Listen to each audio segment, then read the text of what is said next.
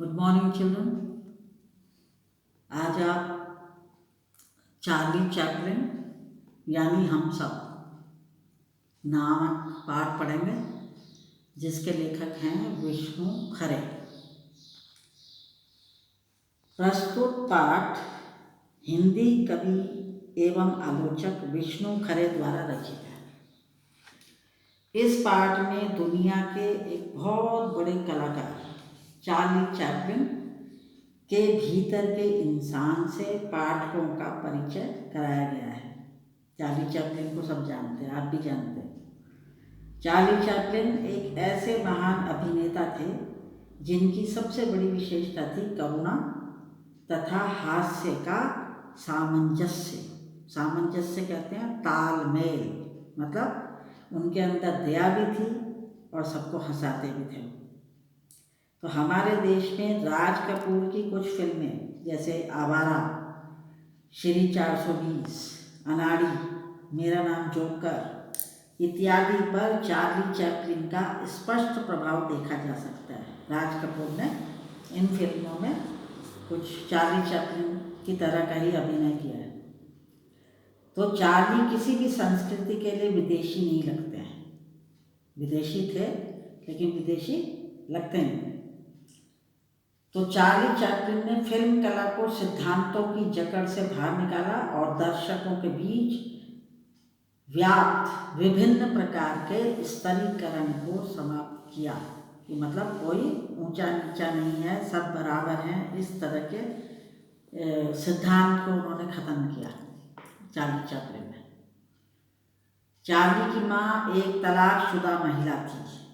तलाकशुदा मतलब परित्यक्ता।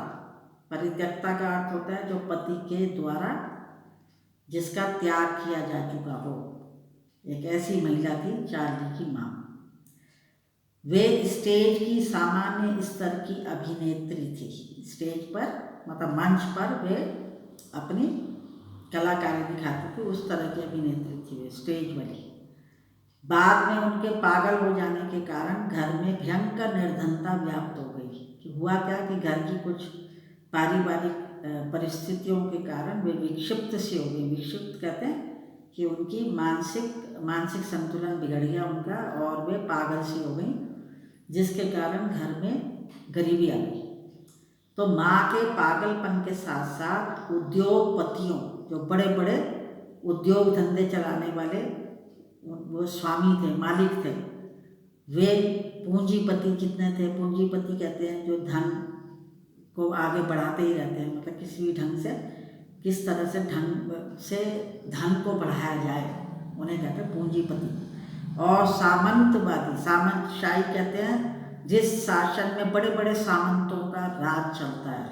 तो ऐसे ऐसे लोगों की प्रवृत्तियों जैसी विषमताओं से इन सबको झेलना पड़ा। चार्ली को संघर्ष करना पड़ा इन सब लोगों के साथ। माँ के पागलपन का तो संघर्ष सहन करना ही पड़ रहा था उन्हें, लेकिन एक तरफ उनको इन सब से भी संबंध बनाने पड़ रहे थे और इन सब की आलोचनाएं सहनी पड़ रही थी। काफ़ी कुछ उनको संघर्ष करना पड़ रहा था चार्ली चैपलिन को। तो इस परिवेश में पूरी तरह ढलने के कारण ही करोड़पति हो जाने के बाद भी, जबकि वे करोड़पति भी हो गए चार्ली चैपलिन, लेकिन उन्होंने अपने जीवन मूल्यों में कभी बदलाव नहीं किया। वे जैसे जीना चाहते थे वैसे ही जिए। तो यहूदी पिता और खानाबदोश माता के पुत्र चार्ली ने, खानाबदोश कहते हैं घुमक्कड़, जिसकी आदत घूमने की हो, एक जगह स्थिर रहने की ना हो, तो ऐसी माँ के पुत्र चार्ली ने कभी भी मध्य वर्गीय और उच्च वर्गीय जीवन मूल्यों को नहीं अपनाया। ना मिडिल क्लास को और ना हाई क्लास, ना उच्च वर्गीय ना मध्य वर्गीय जीवन मूल्यों को नहीं अपनाया उन्होंने। उनका एकमात्र उद्देश्य था अपनी कला द्वारा, अपने अभिनय द्वारा लोगों को हंसाना, और वही चार्ली चैपलिन ने किया। तो बुद्धि की तुलना में चार्ली ने भावना को प्रथम स्थान दिया। वे बुद्धि को इतना महत्व नहीं देते थे, भावना को देते थे। इसके दो कारण थे। पहला ये था कि एक दिन चार्ली के बीमार होने पर उसकी माँ ने बाइबल से ईसा मसीह की जीवनी पढ़कर सुनाई चार्ली चैपलिन को। तो ईसा के सूली पर चढ़ने के प्रसंग पर जब उन्हें पता चला कि ईसा सूली पर चढ़ गए थे तो दोनों माँ बेटा रो पड़े। इस कथा से चार्ली ने मानवता, स्नेह, करुणा का पाठ समझ लिया कि जीवन में मनुष्य में इंसानियत होनी चाहिए, प्रेम होना चाहिए, दया होनी चाहिए। इस तरह की बातें उनके दिमाग में आ गई। दूसरी घटना ने भी चार्ली को बहुत प्रभावित किया। चार्ली के घर के पास एक कसाई खाना था, तो वहाँ कसाई खाना होने के कारण सैकड़ों जानवर मारने के लिए लाए जाते थे। तो एक बार क्या हुआ कि एक भेड़ किसी प्रकार से वहाँ से भाग गई।